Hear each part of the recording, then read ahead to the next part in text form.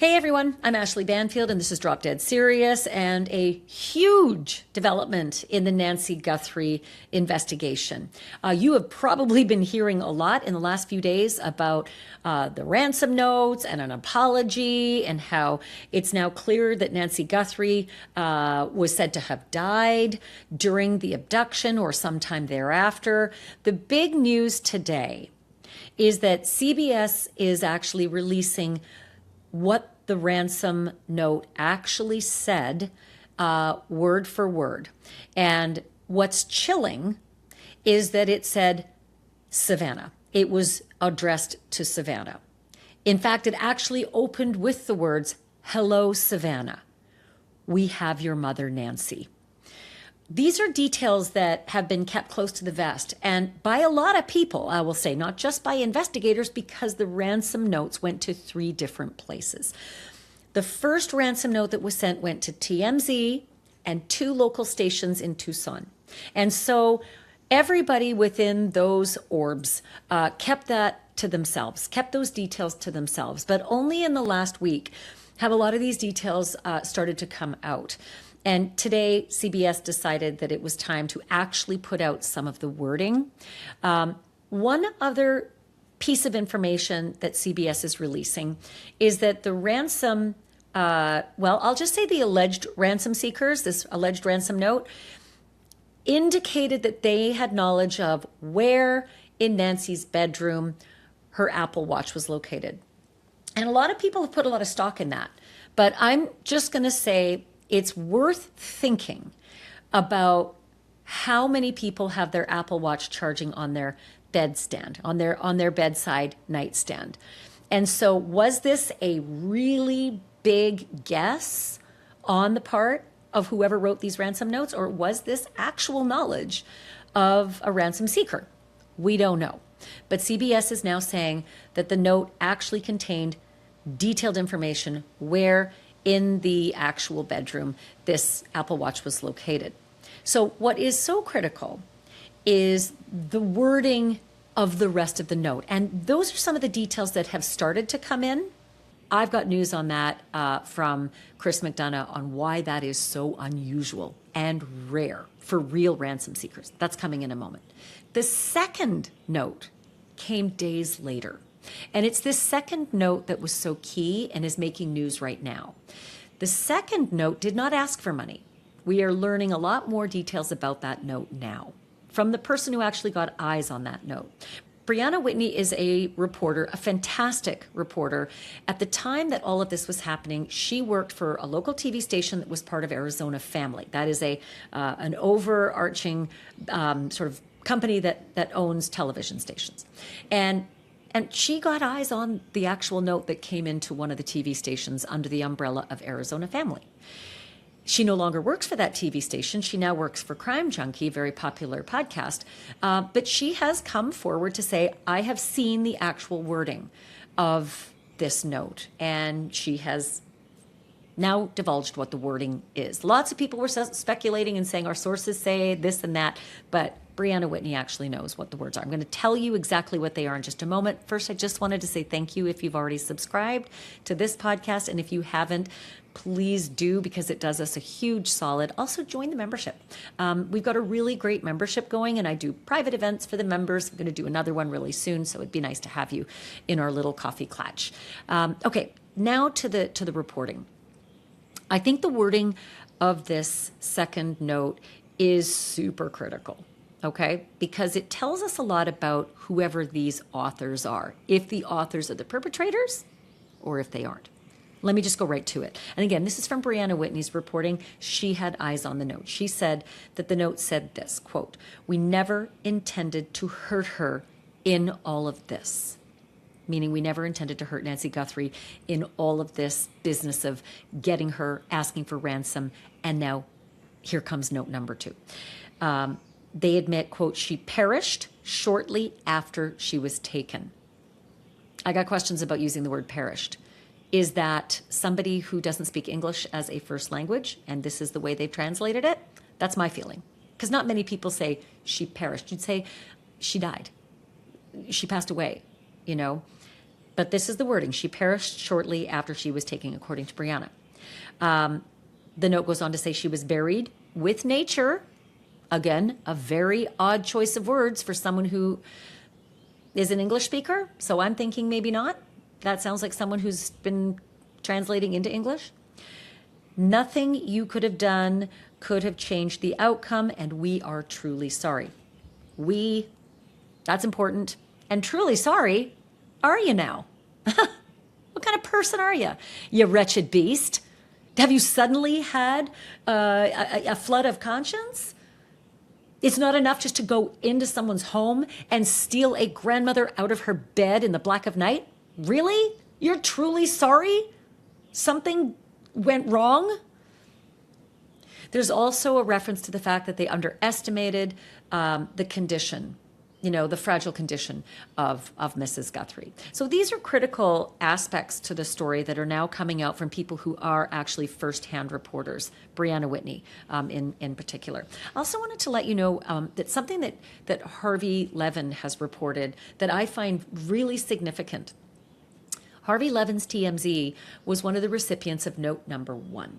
And that was the note, again, that came in, I say 2 days because all of Sunday and most of Monday, right, before this note came in around 6 o'clock in the evening. And Harvey received it. So he's a first-hand reporter. And he said that this note said, again, $4 million by this date, or the price goes up to $6 million. And this additional detail is added, or we kill her. Wow. So that was something that I hadn't really heard in concrete reporting before, that there was this initial threat to kill her right away. When I talk to Chris, we're going to discuss about the rarity of real ransom seekers who go that far that fast. Like they're just 0 to 60, right? It's not normal. We'll go into what is normal, why that's unusual in just a moment. Then there's reporting as well. Harvey received and TMZ received a whole batch of other communications after the fact. Not from the original sender, from someone else who said they know who did this and they're prepared to sell that information. And that person kind of nattered away at Harvey, suggesting, give me money and I'll give you info. And Harvey said that person said not only did they know who did it, but they know where Nancy's buried. Very interesting, because now we know that the second ransom note that Harvey didn't receive said she's buried with nature. And don't forget that the women's group that searches for missing people in Mexico, who just last week got that tip in Nogales, just south of Nogales, in the Sonora province, that Nancy is buried in a specific area, and they said in a grave over a stream. So buried with nature from some of this reporting, and this group down in Mexico gets this tip that she's buried in a grave over a stream. They didn't find her. This is a group that's found 25 unmarked graves, which is tragic in its own right, but they didn't find Nancy. Not yet anyway. Very legitimate search as well. Very legitimate development in the story, because the Mexican authorities gave them backup and helped them with security as they went out and did this search. All right, so interesting that Harvey's reporting has this notion that this person who's selling the info on the perpetrators knows where Nancy's buried. But also, Harvey has revealed that the FBI contacts that have been working with TMZ, because TMZ, again, is a part of the story. They received the original overtures. They received the original purported ransom letter. So TMZ has been working with the FBI. And Harvey said that the FBI has indicated that this second round of letters, the person who says they know who it is and where she's buried and they'll sell the info, that the FBI is suggesting they think that may be a woman based on the linguistics, based on the writings. And that's a fascinating development. Wow. Special place in hell for any woman that would do that kind of twisting of the knife, right? But okay, so this is what the FBI has told Harvey, that it's possible that one of the perpetrators involved in all of this one says that he or she didn't do it, but knows who did and where Nancy is and wants money for the info. So that could be a woman. It's fascinating stuff. And one more thing. Maureen O'Connell, who's a former FBI special agent, she mentioned that she's got a source. And the source had indicated that authorities are really close to arresting the guy who appeared on Nancy Guthrie's doorbell cam, that horrifying figure that came in the dark of night and is the person that is believed to have stolen Nancy Guthrie from her bed. I'm having a tough time with that one because that is a really giant leap towards solving this case. But I was really curious about that. That's a big, big jump to say that you might be close. And so I wanted to talk to other people in the business of solving homicides to talk about the possibilities, especially with where we are and the reporting that's come in just in the last, few days. And I thought Chris McDonough would be a perfect person to speak with. Not only is Chris McDonough the director of the Cold Case Foundation, but he's also a retired homicide detective. He's co-host of The Interview Room, if you've seen his podcast. And Chris has a pretty impressive CV, right? He's got 25 years in law enforcement, 13 of them in a homicide unit. And do you want to know what his solvability rate is in the cases that he actually tackled? 90%. 90%. That's an A. Yeah? 90% solvability. So he looks at these facts as they come in, very cold and hard, factually puts them on a grid, looks at them, applies the magic that he knows from his business. And so with all that in mind, I wanted to go over these new developments with him to get his thoughts. Here's my conversation with Chris McDonough. Chris, it's great to have you. Thank you so much for being on with me.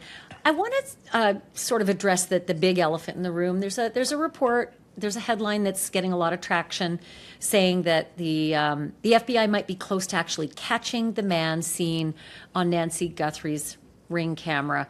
I've talked to sources who say that's not accurate. And that sounds like a hell of a thing, to not have some sort of vetting. What are your thoughts about that? Yeah, I would agree with you. I was just down there in Tucson, and I talked to law enforcement sources also, and that was not the indication I walked away with as well. They're diligently working, in that direction, but I don't think they have a solid lead as to who that individual is yet. And that's kind of shocking. I mean, we're recording this on June 24th, and I think she's now been missing for 144 days. And to not have some kind of thread that they're following, or just some sort of advancement in the case, it just feels really hopeless. Yeah, Ashleigh, you've been doing this for so many years. You get the fact that these folks in this type of investigation, it's such a high-profile circumstance. You want to make sure that you're crossing the T's and dotting all the I's, and in this particular situation, they have to get out onto the street and they need to start, kicking the beehives, right? Because the street's going to start giving them information about that guy on the porch. And my concern is the fact that these were new homicide investigators that were basically handed, this massive investigation. And at first, there was a lot of mistakes that were made. We saw them. It was visible, shutting the scene down, that kind of stuff. The disagreements behind the scenes, politically, et cetera, with the FBI. But now that that's all been, smoothed out and everybody's, working together in this, miniature task force, you've got the FBI focusing on the forensics evidence, the notes, the Bitcoin, all of the stuff that they do really well. But then you have the Pima County Sheriff's Department, who is probably focused on the homicide end of this thing. And what concerns me was the fact that, I just got back from there, and one of the things that you want to do pretty quickly is try to find what we call, a contact site. And what do I mean by that? There are 3 women potentially who could have been victimized by this potential perpetrator: Nancy, Savannah, and Annie. All 3 women within that family. So what you want to do is reverse engineer that principle into, number one, who would try to do something like that? The second is, how would they try to do it? And of course, the most important one is, why would they want to do that? Okay. Well, we know Savannah's out of the circle because she's in New York pretty quickly. Okay. So that leaves Annie and it leaves Nancy. Okay. So now you want to try to dissect that into terms of, okay, well, why was Nancy selected and not Annie? So what you try to do is you look for what we call a contact point, meaning what type of environments would the suspect, hang out in, and do any of the victims potentially, could they have crossed into those environments inadvertently even, and come across the suspect? Well, what we discovered just this last week or so, I spent the last 7 days out there, was that Annie's workshop for her jewelry business is in an area that is an extremely high profile crime area. Okay? And that told me, well, wait a minute, let's look a little bit harder about why this is a possibility. And within that area is a foundation that she supports and has been helping. Well, this is also a foundation that supports those who are getting out of prison, for an example, career felons. Okay, and they're trying to help them go back into society. Okay, through job applications, through all the stuff that these organizations help with. Okay, so I asked the question is, okay, well, is it possible that Annie inadvertently could have come across the suspect? Maybe the individual, over time was overhearing conversations. Is it possible that Nancy had gone down there, to support her daughter? Is it possible Savannah had gone down there, to support mom, et cetera, when she's on her days off? Okay? And is it possible that there was conversations that somebody had said, hey, wait a minute, that's a very famous woman. Okay? And if in fact she's famous, that means she's probably has some money. Could that have been the nexus that kicked this whole thing off? I don't know yet. I wanted to explore that avenue. That is fascinating because you just think about how inadvertent conversations can be. Let's just say Annie is in a room where there's processing or there's some contact with some of these individuals who've just gotten out of prison. Not to suggest that everyone who gets out of prison is ready to commit a crime again, but hey, let's just be frank, there is a recidivism reality. And she happens to mention, I just have to go pick up my mom. And somebody else had mentioned that, like, oh yeah, that's Savannah Guthrie's sister. And all of that together foments very quickly in someone's mind about the potential for a target. It's remarkable. How do you suppose then that investigators would run that down? Would they take a list of all the people that may have been in and out of that environment with Annie for the last, say, year and then track them? Or what would they do? Well, that's where you would want to sit down with Annie and you want to have an extensive interview about the individuals that come and go. You'd want to talk to the employees of the organization that she, is there, where her shop is, her workshop is. You'd want to talk to, the folks on the street around there. And that's what I started to do. I went up, it's a really high fentanyl area. It's basically the type of place where you would find that guy on the porch, for lack of a better term. That guy on the porch is just too smooth. This was not his first rodeo. And we know he was violent because we have Nancy's blood on the porch. So that tells us also that the video tells us that he came there with a weapon. So he was prepared to use more than just physical violence. He was prepared to potentially use that gun.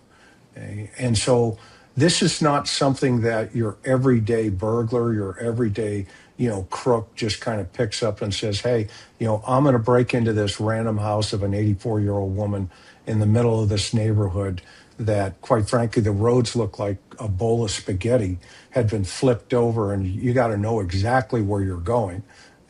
So this individual, was somewhat sophisticated, but not too much. But they spent some time learning about the victim here. And so you've got to reverse engineer that and ask yourself, okay, well, who spends a lot of time concentrating and studying other individuals? And quite frankly, it's former inmates. If you've ever interviewed inmates, they'll tell you they know exactly what time the guards come by. They know where the keys are. They know what time the food's going to be there. And they have nothing but time on their hand. So, is this possible? Somebody could be this type of personality. The other interesting point I found out in that area, there are 3 Walmarts within 2 miles of Annie's workshop. I don't know if that's a coincidence, but we certainly know that the backpack came from a Walmart. We certainly believe the clothing, the mask, and other things came from a Walmart. Is it possible that this area right there is a hot zone to try to find maybe this guy on the porch? I would submit to you, if this was my case, I would spend a tremendous amount of time down there. I think it's an incredible aspect of this case that hasn't been plumbed yet. I always come back to Mrs. Guthrie's backyard. It was beautifully manicured. It was kept immaculate. And that's not the work of an 84-year-old woman. That's the work of landscaping crews. And you and I both know how landscaping crews work. A lot of times, some of these workers are picked up on the side of the road as extra hands, extra labor, might not even know their names. And if you do know their names, might not know their real names. And I just keep coming back to the possibility that a landscaper was watching Mrs. Guthrie use that kitchen door and noticing the other back doors. And the kitchen door is the one our sources said was propped open with the flower pots. So it just feels as though it was such an easy opportunity. Clearly lives alone. Maybe at some point she said, thank you, I live alone, so I need this extra help if you can move this for me. All of these other possibilities. And we keep coming back to this. Occam's razor, is it? Where it's like, think of the simplest possibilities. That one's pretty simple. And I think this guy got extraordinarily lucky. I would agree with you, but I want to push back just for a second, okay? There's what they call the victim risk continuum. And what that is you get environment, situation. Think of the letter L. You have environment, situation, and circumstance on one side. Then you have low, medium, and high risk on the bottom, okay? And so you have to ask yourself, what's the environment? What's the situation? What's the circumstance? Well, the environment's obviously she's in her own home. Okay, what's the situation? She's 84 and she's sleeping. Okay, what's the circumstance? She's been taken out of that home that she's been in for over 50 years. Okay, so now we have to ask the secondary questions. Is sleeping in your house at 84 years old for 50 plus years where nothing ever has happened to you, is that a low, medium, or high risk activity? That is a very low risk activity. Okay.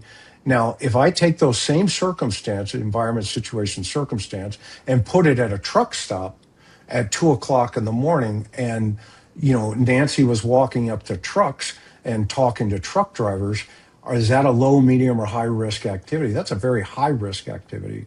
So statistically, from a behavior analysis side, and the BAU will tell you, the lower the risk, the higher the probability that she was a targeted victim.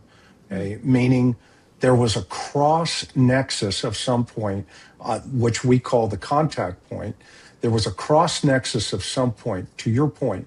Could have been the gardener, could have been the pool guy, it could have been anybody like that. It could have been the guy at Annie's shop that comes in and decides, hey, I'm going to hire you to come cut my lawn, to come trim the bushes or whatever. But there has to be that nexus because she is such a low risk victim. Okay? So, chasing all of this other stuff, you first have to stay at the house, and then you have to reverse engineer that back, from the house. But you have to see it through the eyes of the perpetrator, who has studied the house first. He hasn't studied Nancy first. Okay. In investigative analysis, if you know a suspect's in a particular location, well, you have to figure out what house they're in. Okay. And you'll notice in law enforcement, they always do surveillance past the house to make sure they know their target's inside. Okay. Well, just think of that's exactly what the suspect's thinking. He's got to know that environment before he's going to take a risk to go into the house and get Nancy Guthrie. So you have to look through his eyes or her eyes or whoever it's going to end up being. You have to look through their eyes first, and then you can do the victimology and look through the eyes of the victim. Let me touch base on a couple of little bits and pieces that have made their way into the zeitgeist just in the last few days. Some of them not everyone picked up on, but I sure did. Harvey Levin of TMZ mentioned in one of his reports, and it almost came out as though that everybody's already known this for a long time, but I'm not so sure that I knew this for certain. And Harvey was in receipt of the first ransom letter, so he knows what he's talking about. He said that the first note asked for $4 million on one date, which we knew, and if they missed that date, it would go up to $6 million. But what I didn't know about that was that they threatened to kill her. It's not maybe a surprise, but it is something that I had not heard in concrete reporting. And I wanted to ask you about the kind of ransom seekers that say that, meaning I've got your loved one, meet me at this time and this date with this amount, or she's dead. Do they often say that right away, or do they say, I've got your loved one, you'll get her back, give me the money? And then they up the ante later with the death threats. I just don't know the mechanics of, of bad guys like that. Yeah, so there is the ransom note number one is an anomaly. Okay? The way it came in. Because we can say I can say that pretty quickly because when they had a text message from somebody in Hawthorne, California, the FBI was on top of that like lickety split. Okay, so in this situation, did the suspect use some type of encryption, software, etc.? Was it open Wi-Fi? And the first thing we know is the suspect had access to an internet connection somewhere. Okay, that means that opens up a lot of possibilities. The suspect could be sitting at Starbucks and writing this note of ransom. Okay, but that's a problem because if you have Nancy Guthrie, now you have a management problem as well with the person that you've just kidnapped. So now that's actually an advantage for law enforcement because they're in a stationary place potentially somewhere with both the victim and the computer. Okay. And so that computer becomes somewhat of a problem in terms of a forensic search, okay? Because now there are tools available that the FBI has access to that they can basically try to pinpoint where these things are starting from, okay? So the note in of itself, okay? The note where somebody says, okay, I'm going to put you on a payment plan, okay? $4 million now. And if that doesn't hit by a certain time, I'm going to give you $6. I'm going to ask for $6. And if that doesn't hit, then we're just going to eliminate her. Okay, very rare. Okay? In fact, it's almost like too weird. Okay? And tell me more about that. I am curious about that. Very rare. What is the norm? And I hate to say there is a norm, but we know that kidnapping for ransom is a serious business. What is the norm? Well, the norm is number one, you don't go to, news agencies. Yeah, the media. And so that's the first anomaly here. Okay? The norm is, reach directly out to the family and say, okay, let's talk. Okay. And usually keep those it quiet, correct? Like they would not want this to be out. Usually it's, shut your mouth or else. Right. Because remember, everything is about Nancy. Right, if she's being held ransom. Okay. Now, one of my auxiliary duties when I was on my agency is I was a hostage negotiator for 11 years. Okay, and you do not go from 0 to 60, okay, within 3 days, okay, i.e., your victim's going to be killed or she's already dead. But this is day I mean, one. The Harvey's yeah, note is the first note. It's not the second note. And the first note he said either you meet day one or you meet day two or we kill her. yeah, and so to lay it out like that with just three options, it's like door number 1, 2, or number 3, but they're all on the exact same moment. Okay, that just doesn't make any sense in terms of the sophistication of the whole planning here. It almost sounds like it was a secondary thought process after she died. Okay? Let's say they took her out, and within 24 to 48 hours, remember the very first press conference, the sheriff comes out and says, look, she needs her medication within 24 hours or she could die. Right. Okay. And all of it, trust me, the suspects are watching the TV and they're listening to every single word that's coming across that podium. Okay. Now, are they picking up that messaging and going, oh man, they know, i.e., she had died already. Okay. And now what they're going to try to do is lower their involvement in terms of, it was an accident, it was this or it was that. Okay. And we started to see some of that unfold in the other notes that started to produce themselves. Okay. It was like there's nothing that you could have done, et cetera. We didn't know her heart was that bad, if those are legitimate communications from the suspect. Okay. So the suspect's panicking. That's what's taking place here. Okay. And because they never anticipate, her dying potentially. Okay, but they were prepared to let her die, evident in the fact they took her out at 2:30 in the morning. Okay, but there could be some truthfulness to the fact that, look, we didn't know how bad her medical conditions were. Okay, so that makes you think about, okay, well, then why are they still communicating with the media and haven't gone back to the family in totality and said, okay, here's what we're going to do. Okay. It just hasn't felt right for me. The fact that they've been, communicating through, the local news sources down there, and quite frankly, TMZ, no disrespect, to anybody. They do, good stuff down there. But at the same time, this is not a sophisticated play for somebody who would take such a high risk to kidnap an 84-year-old woman out of the house. And to just button up the point, you're saying that it is rare for serious kidnappers for ransom to immediately put out in the first overture, I'm going to kill your loved one. Yeah, I mean, you've gone from 0 to 60. It's like having the guy on the bridge, hypothetically, and the guy says, I want to talk to my sister. Okay? The moment you put the sister on the phone and you have no background onto what those dynamics were, and he says, I love you, and he jumps. Okay, it's over at that moment. So for the suspect to go from 0 to 60 in the very first letter, okay, is very, very suspicious. I was also very interested to hear Brianna Whitney's accounting of the second ransom note that she actually saw because she worked at the TV station at the time. And she said these words: we never intended to hurt her in all of this. She perished shortly after she was taken.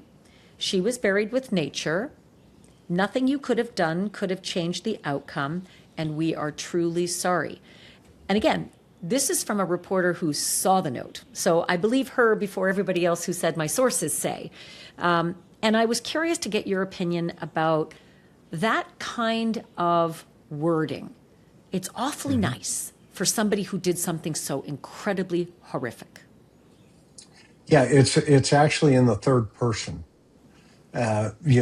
The words we, they're talking for more than one. So that tells us, at least in that note, if we're to believe it's from a perpetrator, there's at least more than one. So the writer, you have to say, okay, what's their role in this incident?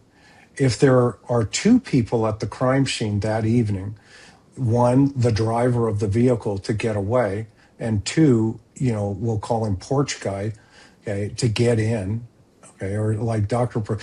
Mercado has a statement.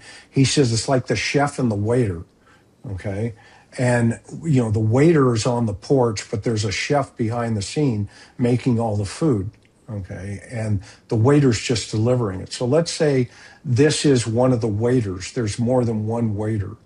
Okay, let's say there's a total of three, hypothetically. Okay. Well, first of all, the guy on the porch, the first waiter, has no empathy, evident of the fact that he had a gun, and evident of the fact there's blood on that porch that they have definitely identified as Nancy Guthrie's. So this guy, let's call him the muscles, okay, the thug. I mean, the honestly, thug. no empathy. Yeah, You're going in to take an 84-year-old woman out of her bed in the middle of the night. You right. are the epitome of thug. Exactly. And now once you've got her out of the house, you've got the second guy, the second waiter hypothetically, either is going to assist you to get her into the car. But once she's in the car, is this person the driver? Okay. Is this the role of that person? And now they get her to a secured location, where the third person says, okay, you're going to be handling the Bitcoin. You're going to be handling all the notes. You're going to be handling all of this. This is your role. Okay. Everybody understand, meaning, right? Are we all in? Right. A conspiracy to commit a kidnapping. Okay.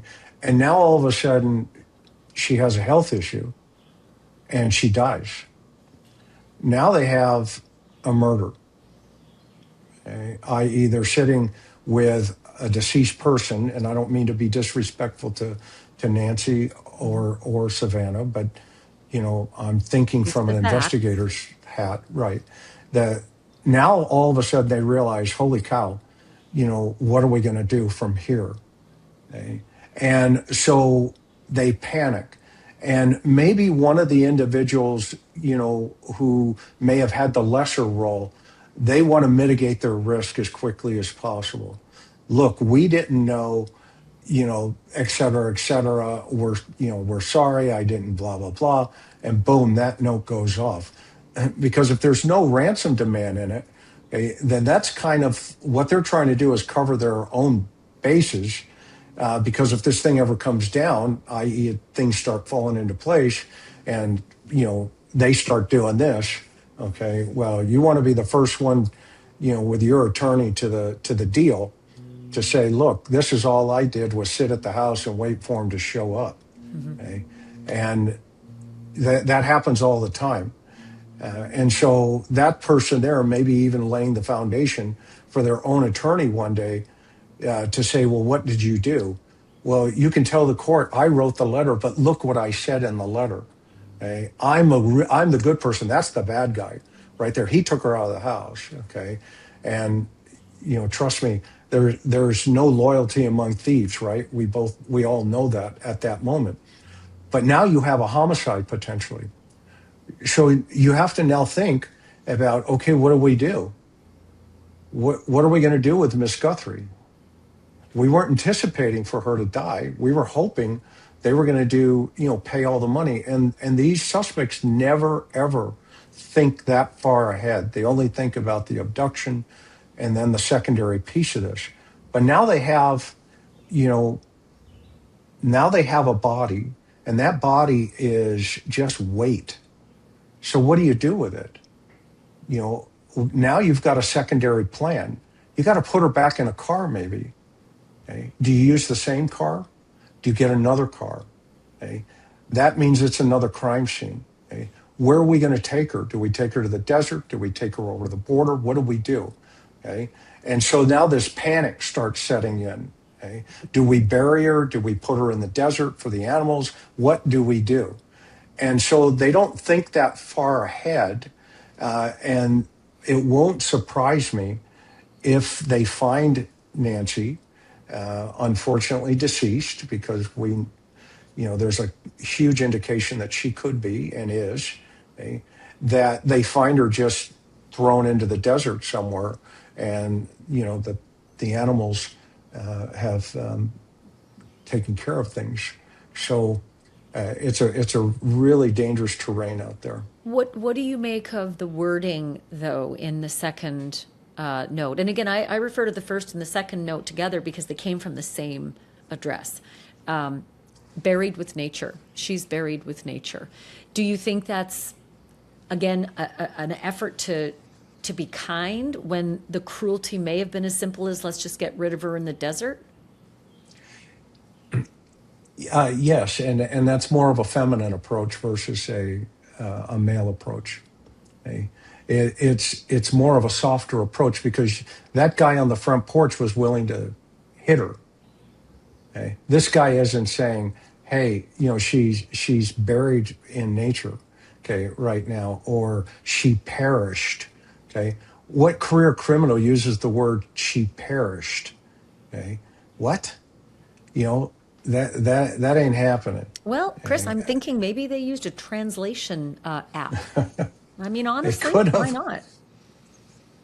Yeah, they could have, but they could have used AI to write it as well, and that in of itself tells you there's not, the elevator's not going to the top floor.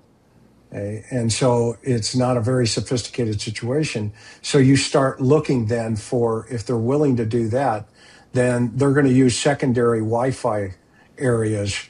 And so you want to start, kicking down the doors into the local Wi-Fi hotspots. And that just, again, goes more towards this, okay, were these people hired? Did they think of this themselves? Is there another reason behind this? Is the motivation money? Which I would submit to you, the motivation is money in this particular case. I think chasing other stuff is a waste of time. And once you start thinking through that lane and you start seeing through the eyes again of the perpetrator coming into this thing, for all we know, somebody was hired and said, "Hey, I'll give you, $500. Here's the house. Here's the layout. Here's this. You go do your thing." Okay, and you're going to drive, yeah. Okay, here's your $500, and oh, she died, no problem. You're going to now move the body. Here's another $300. Okay, and they're off into the wilderness somewhere. Okay, that happens all the time. In fact, I had a case in 1995. Her name was Rebecca Jensen, and she had gone to the store. She left a pot of potatoes on the stove with her 3 children in the house, and she went to the store and she disappeared. And about 3 months later, I found her buried behind a transient camp, and the story basically was that she was in line at a store and there was these people in front of her, and she paid for their groceries. And they thought she had a lot of money. So as she was walking out, they waited for her. And as she walked out, they turned and said, "Hey, thank you for paying for our groceries. Can you give us a ride?" And lo and behold, she gave them a ride. And they took her into the brush and they tried to rob her. And as she was running away, they chased her down and they murdered her. How did And they then kill they her? buried. I mean, I know I'm off topic They here, but I'm stabbed so her. curious.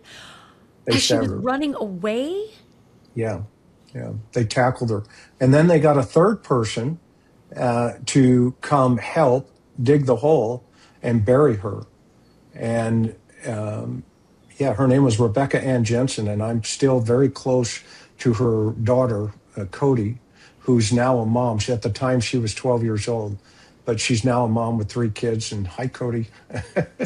If you watch Ashleigh Banfield. You know what? I'm sorry. I didn't mean Chris, to I'll go tell you off, something. This is not an unusual story, and it is tragic. I mean, I think about Ed Smart reaching out to a transient to say, "I'll give you some work, some handyman work in my house." And he came and stole right. Elizabeth in the middle of the night because this family had shown love and then access, and it really is sad because you want to help people, you want to lend a hand, but it is so scary that you open yourself up to people who clearly are not of this flock. Yeah. The human spirit is capable of some really crazy stuff sometimes. You And know, that you tell me that story about Rebecca. I think about Nancy Guthrie that way because she strikes me as the kind of person who would be kind like that. She strikes me as somebody who would, without question, she'd help somebody. And then she'd be vulnerable because they would know either who she was or where she lived or that she was vulnerable and couldn't walk easily or was an easy target.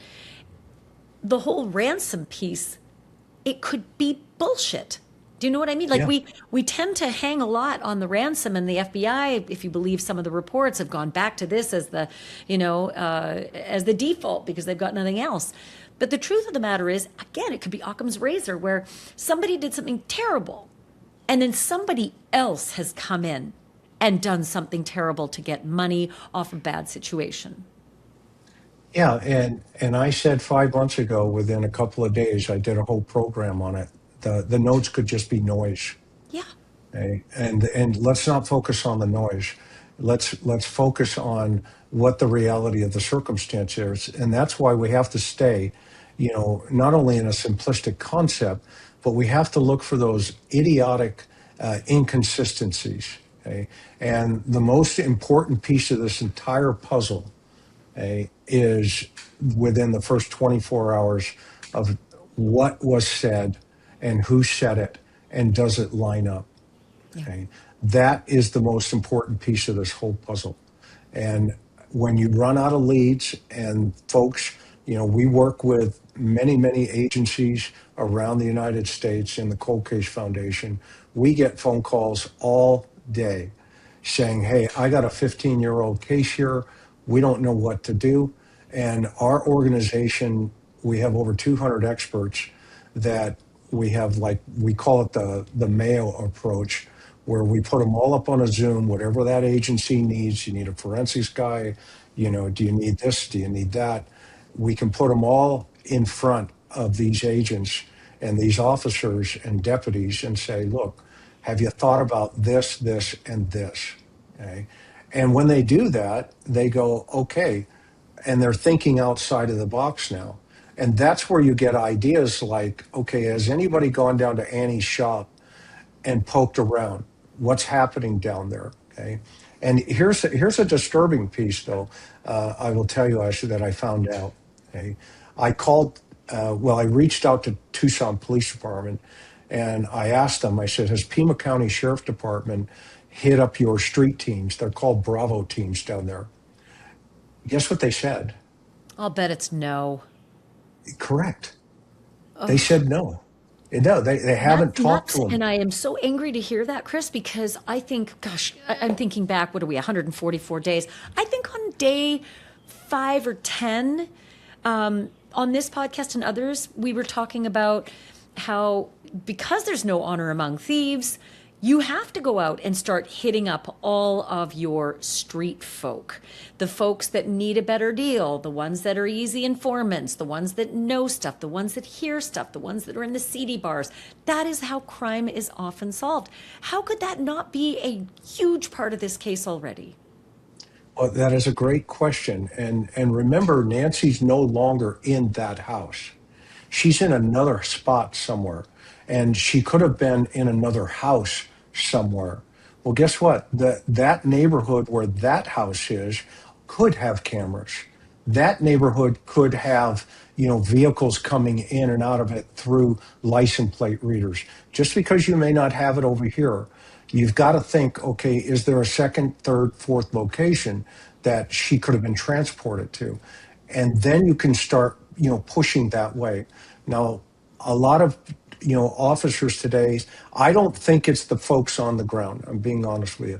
I think it's an administratively driven, situation right now. And it's sad. I was hoping that behind the scenes they had squashed and, were working, in conjunction in totality. But my sources are telling me, look, everybody's playing nice, but there's still this underlaying current. It looks smooth on the top, but there's this current That's underneath bad. between the Well, politicians. So I keep going back to those first few days where I had an impeccable source inside the Pima County Sheriff's Department saying that they had their mind made up. It was the brother-in-law, that they had him as a prime suspect. And Sheriff Chris McDonough even said on those first few days, there's no reason to be concerned in the community. There's no reason to fear. We're shutting down the search. We're shutting down, we're opening up the scene. And it just feels like moronic, to have said so early on, there's no reason to be worried out there. It's the same thing that the folks in Idaho said. There's no reason for concern out there in the community, nothing to fear. Well, Brian Koberger was out there for months, and this guy's still out there now for 144 days. So why on earth would we have been told so early on, no reason to be worried out there? Yeah, I mean, and why on earth did the sheriff come out and say, nothing to see here, move along? Yeah. Okay? You know who we haven't heard it from? The FBI. The FBI. That's right. And my sources that I talked to, they almost fell off the chairs. Okay? My people. Yeah. And, I've been in this business since 1982. So I know a couple people. And everybody almost fell off the chair when he came out and said, everybody's, nothing to see here, move along. Okay? Because you don't know that. Nobody knows that. When I'm not saying anybody's involved, I'm just saying from an investigation side, okay, you don't project that to the suspect, the real suspect, okay, because they're watching, okay, and if you think about this for just a second in terms of that concept that you just brought up, okay, we now know that second note says your mom's, or even the first note, your mom's gone. She's dead. Right? Well, the first note said you've got, this many days until it's 4 million. You've got this many days till it's 6 million, or we'll kill her. The second note says we're sorry, we underestimated her health and accidentally she died. We're sorry. Okay, so at least by the second note, the family knows their mother is deceased. Okay, so now that at that time, if they believe that these are real people, right?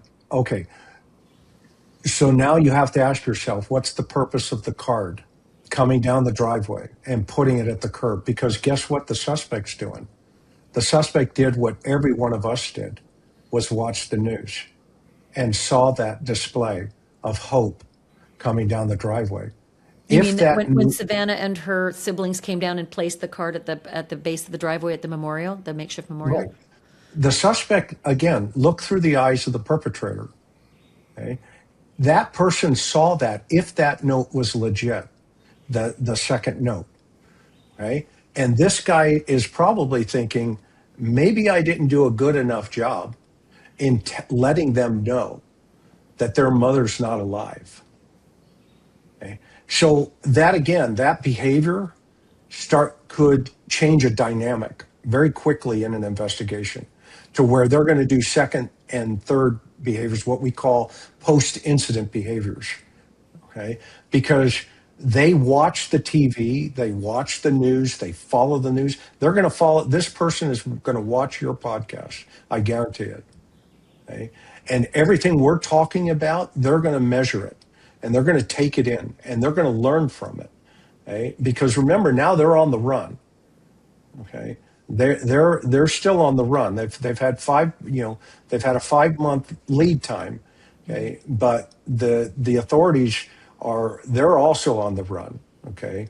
And at some point, there's going to be a collision, okay? And at some point, if everything falls into place, they'll capture this individual.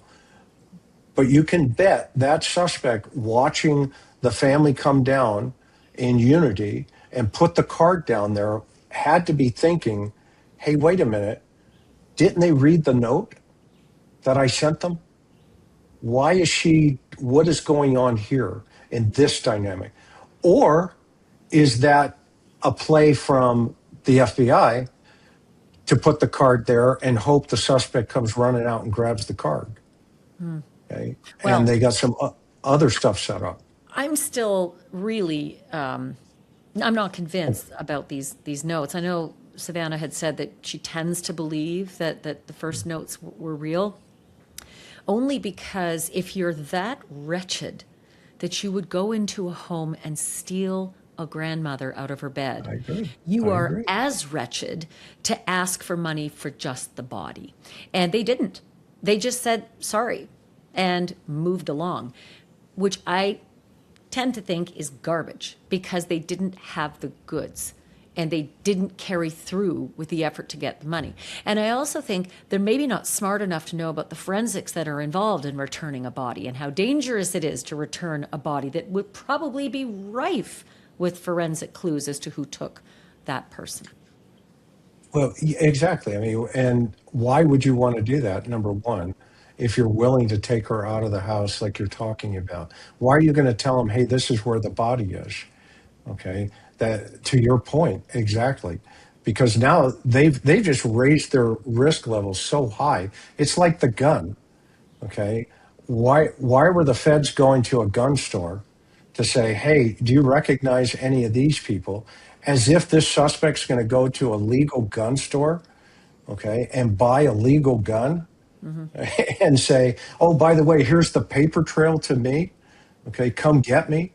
And if that gun had been used, now it's a paper trail to, a death penalty case, right? Homicide during the commission of a felony. Okay? And so it's almost like, wait a minute, what the heck is going on here? It's as if they're checking the boxes. Okay, well, we got to do this because we're over here. Okay, the public thinks we're over here. Let's keep them over here. This is a good spot, but we're actually over here, and the investigation's moving. There's two trains, and if you go back and watch what I said within 2 weeks, I said there are two trains in this investigation moving, and those two trains will not collide. They will keep moving, and you will not know what train number two is doing because and this is where the FBI and the task force is, but the public is seeing all this noise over here, okay? But behind the scenes, okay, they're checking those boxes. They want to know about data points. They want to know about who the last person that saw them, what did Yeah. they say, what did they do, et cetera. I want to think we're just so much better at crime solving than this case leads me to believe we are because look, we are able to do so much nowadays, right? We have so much data with license plate readers and genealogy, and I mean we're just so good. And then along comes this guy on the porch, and we're flummoxed. I do want to ask you one other thing, and it's slightly tangential again, but TMZ received multiple notes that are different than those first two ransom notes. This is someone who purports to know who did this, not purports to have done it, but know who did this and is willing to sell the information.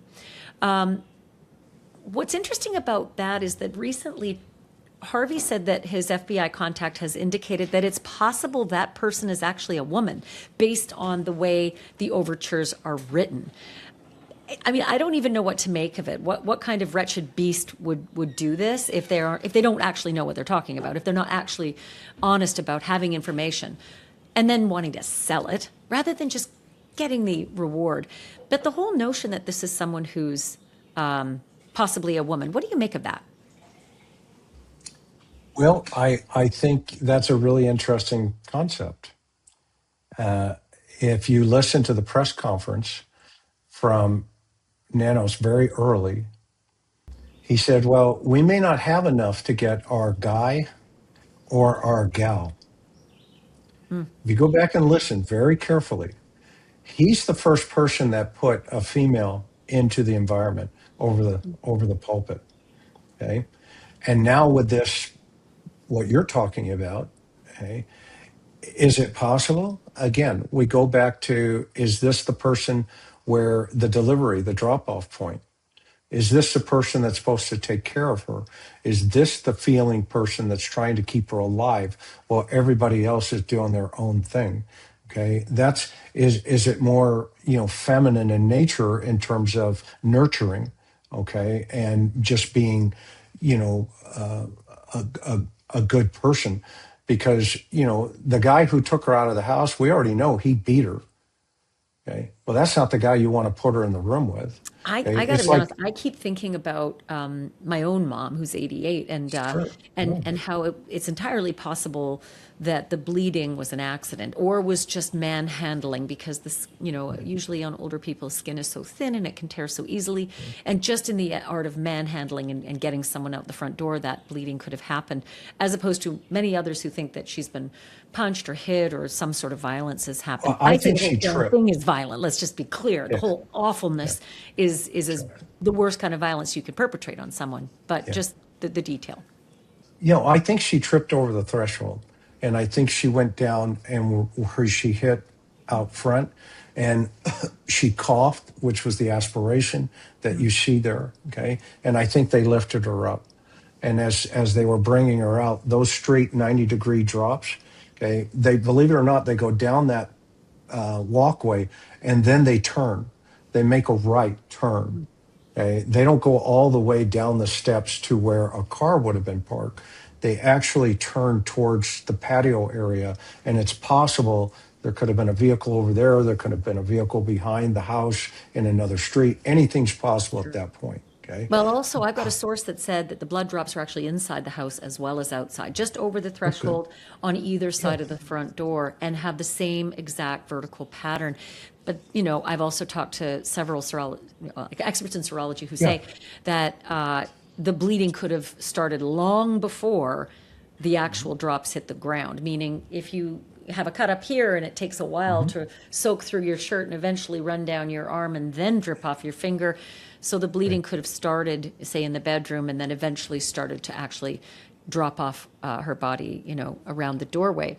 In any case, I probably should close this way, and that is that I really hope there are more than one person involved in this, because I believe, and I assume you will believe this too, I believe that because there's no honor among thieves, and because the advent of time adds to the stressors of this very high-profile case, eventually there'll be a difficulty in the minds meeting, and maybe even a falling out, and maybe even a love affair that goes sour.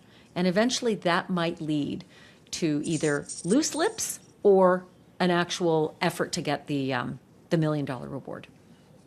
Absolutely. There's an old saying that no man got to the top of the mountain by falling there. Okay? And they're all going to race to the top of the mountain. What we used to say is, let's start hooking them up for warrants out in the field. Okay. And it's amazing what a set of handcuffs does, okay, to memory. Okay. All of a sudden things start to change. Okay. So to your point, start putting bracelets on people, get out there, twist and burn, hook and book, and you're going to get information. That's where this case will be solved, rather than sitting back and saying, okay, we need digital evidence, we need this, we know. Remember, I came from the age where we solved homicides with none of that stuff. Yeah. We didn't have any of it.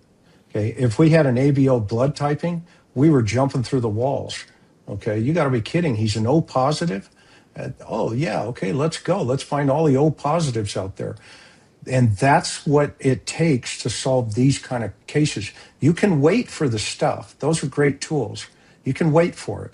But you got to get out on the street, and you need to start talking to where this person could be. Because guess what? That's where Nancy is. She's not at her house anymore. Yeah. You can't wait for Santa Claus. You got to get out. Chris McDonough, thank you so much for this. I love talking to you. Thanks. You're so kind. So there you have it at day 144. And again, I'm recording this on June 24th. 5 months. It is absolutely blistering to think that there's just not much to go on this deep into the case. Did this person really just get lucky, or is that luck running out? I hope the latter. If you know anything, 1-800-CALL-FBI, 1-800-CALL-FBI. If you're afraid of the police for some reason and you want to talk to us, we welcome that as well. dropdeadseriousinfo@gmail.com, dropdeadseriousinfo@gmail.com. We're happy to keep you quiet, but we do pass information on to the police if it is germane to an investigation. Thank you so much, everyone, for watching and listening. And remember, truth isn't just serious, it's drop dead serious.